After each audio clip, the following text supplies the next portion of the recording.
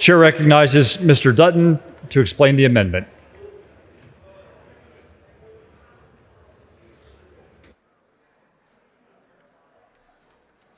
Thank you, Mr. Speaker. Members, if you looked at the amendment that I have here, before I had this one, I had a handwritten amendment.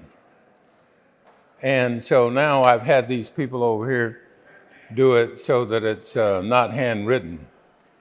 And you might wonder, well, what does that have to do with this? And let me tell you what it has to do with it. The same outcome is with my handwritten amendment versus this one. You get the same outcome. And the whole point about this bill is to restrict access to this kind of material to young kids. And if that's what the options are, if that's what the bill is designed to do, what my amendment does that. And it does it without all the violence that's created by the other amendment. First of all, let me ask you this. The bill supposes that there's a $10,000 fine for a child who gets certain material. Well, I assume that's a $10,000 fine against the librarian. But who's going to do that? I mean, is the Attorney General going to have a section called Library Police so that they go around to all the public libraries all over Texas and try to prosecute it? No, he's not going to do that. And it's not even going to be on his list of things to do, because there are far more important things than the Attorney General's office than there is to fool around with libraries. And so this amendment accomplishes what I think the author is trying to do, because what it does is it sets up a restricted area in the library for all of this material, so that the only way you will have access to it is you either have to be an adult or have your parental or guardian's permission to go in there. That's what this ought to do. That's what this ought to be. And I don't think we ought to be creating civil penalties for anybody or having people pay money. And that's not the point of this bill. And so if that's not the point of it, let's don't do it. And I'll be happy to answer any questions, Mr. Speaker. Mr. Anchia, for what purpose? Mr. Speaker, will Chairman Dutton yield for some questions? I yield. The gentleman yields. On his brilliant amendment. I yield on my brilliant amendment. Chairman Dutton, how'd you do what we've been spending hours trying to do in just like 10 minutes writing this bill? It's, you know. Isn't it just common sense? Well, that's what it is. And I think most of the people in there have common sense. And I think they're smart. And they're able to figure out how to achieve an objective without causing the whole world to fall down. And your definition actually makes more sense, because it's just not sexually explicit material. It's any material harmful to kids. Yeah, exactly. And you want to protect kids, don't you? Absolutely. And that's what this amendment does. And it does it in a way that is exactly the same as the bill. And it doesn't pull more money out of libraries. Our libraries are starving anyway. How are they going to be paying these $10,000 fines when somebody gets grumpy about a book in the library? And it reduces state costs, because now the state doesn't have to engage in certain behavior. Right. And you don't put it in the hands exclusively of the Attorney General. No. Right? No. You say, hey, he's got better things to do. Right. He can't even collect child support these days. Well, I didn't want to say that, but yeah, I mean, but you're right. There are things that we want the Attorney General to do, and I don't think he needs to have a library police protection group in his department. Genius amendment. I appreciate it. I will be supporting it, because I share your concern about protecting children from all kinds of harmful materials, and we can do it far more simply than this bill contemplates. That's exactly right. Thank you, Mr. Anchia. Mr. Speaker. Mr. Schoolcraft, for what purpose? Will the gentleman yield for a question? I yield, Mr. Speaker. Gentleman yields. Mr. Dutton, can you tell me what you mean when you say it's not accessible to children? Does it have to be a separate room? No, it doesn't have to be. It just has to be inaccessible. And what inaccessible can mean is it could be roped off so that nobody can go in there without the librarian knowing that that's an adult or a child who comes up with a permission slip from their parent or guardian. Okay. I'm thinking about small city municipal libraries. You know, Right. Dallas, San Antonio, Houston, those libraries have lots and lots of space. They can set off a separate room. They can segregate it in a way that makes it easy to police.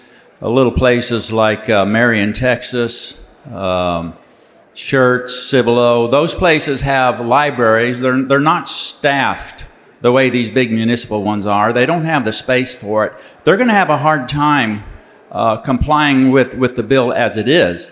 Now, if you make them create another space that's segregated and policed, I'm just saying I don't think it's going to work for those smaller areas that don't have the resources that you're thinking of.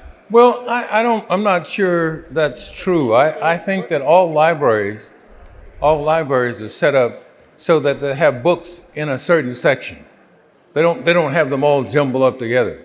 And what they could do is create just a section that is inaccessible without the librarian's permission. But they're small. They're single rooms. They're not easily, can't even rope them off because sometimes they're just large rectangular rooms with desks in the middle. Well, most of those places probably don't have the books we're talking about. Why would that be? Well, because they have more cows than people. They just have different values. Yes. Okay. Right. Anyway, I'm just saying, I understand what you're trying to do. I think it would be great for the big cities, but I think it's going to be very, very difficult for the small cities, the small municipal libraries to comply with. Well, if you think that, you ought to be concerned about the bill rather than amendment. Because what's going to happen is, if there is no way to police it at all, how are they ever going to know if somebody checked out or went to view a book that had all the bad material you don't want in it? You don't want the children to see. I'm not saying they can't police it. I'm just saying the way your bill is written, they are responsible for having a separate area that's policed, and they can. I would like to give them the flexibility to figure out the best way that they can go about complying with this requirement. That's it. And one of the ways, Ms. Schoolcraft, I believe they will tell you, is that librarians can figure out how to make this work, because all they would be required to do would be to have a section that includes all this harmful material. If they're a small library, they're gonna, I don't assume they'll have most of this material in there. So you're talking about trying to restrict an area that may have 10 to 12 books in it. And I don't see how that would be a problem at all. I mean, they wouldn't have like 5,000 books. They've already got an adult section. They've already got it segregated out. It's you're just requiring an additional burden on them. Well, no, I'm just requiring. And if they don't have the room and they don't have the resources to do it, it's not going to work the way it will in Dallas. Well, it seems that they could just rope off the section.